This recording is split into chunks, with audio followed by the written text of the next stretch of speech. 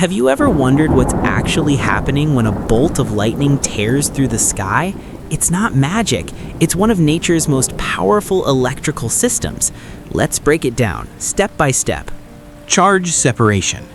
Inside storm clouds, colliding ice, water, and hail split charges. Positive rises, negative sinks. Electric field.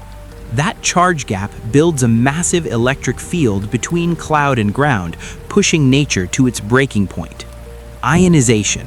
Extreme voltage tears air molecules apart, carving an invisible conductive path called the stepped leader. The bolt. Circuit closed. Electrons surge, heating air to 30,000 degrees Celsius in a flash, 5 times hotter than the sun. Thunder.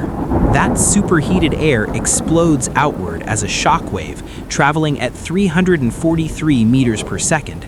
That's the thunder you hear. Weather trigger.